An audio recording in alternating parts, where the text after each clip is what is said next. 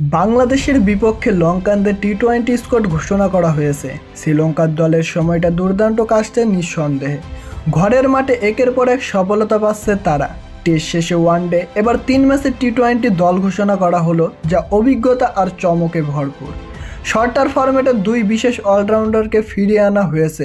দাসম সানাকা ও চামিকা করুণারত্নে ফিরে আসায় দলের ভারসাম্য বেড়েছে।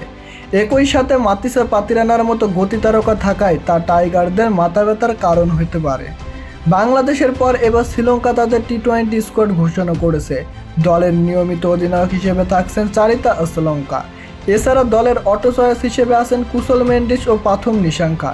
দলে জায়গা হয়েছে অভিজ্ঞ দীনেশ চান্দিমাল, কুশল পেরারা, কামিন্দু মেন্ডিস, দাসুম সানাকা এবং অভিষেক ফার্নান্দো।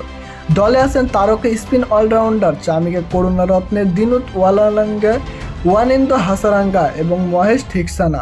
16 সদস্যের স্কোয়াডে আরও আছেন জেফ্রি ভ্যান্ডারসন, বিনোরা ফার্নান্দো এবং এহসান মালিঙ্গা। দলের সবথেকে বড় চমকপ্রদ নাম মাতিসা পাতিরানা। এর আগে শ্রীলঙ্কার বিপক্ষে টি-20 সিরিজের জন্য লিটন দাসের নেতৃত্বে 16 সদস্যের দল ঘোষণা করেছিল বাংলাদেশ দলেও কিছু চমক রয়েছে। দলে স্থান পাননি কয়েক মাস আগে অধিনায়কত্বের দায়িত্ব থাকা নাজমুল হোসেন শান্ত। তবে অপেক্ষাকৃত দৃষ্টিতে দুই দল এখন সমানে সমান। দীর্ঘ বিরতির পর বাংলাদেশ দলে ফিরছেন মোহাম্মদ সাইফুদ্দিন। দলের টপ অর্ডারে ফিরছেন নাইম শেখ, আসেন পেসার তাসকিন আহমেদ এবং শরীফুল ইসলাম।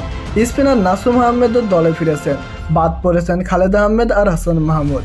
বাংলাদেশের দেওয়া 16 সদস্যের এই স্কোয়াডে আরও আছেন পারভেজ হোসেন ইমন, তানজিম হাসান তামিম, তাহিদ হৃদয়, শামীম হোসেন পাটোয়ারি, শেখ মাহাদি, জাকের আলী, মেহেদী হাসান মিরাজ এবং তানজিম সাকিব।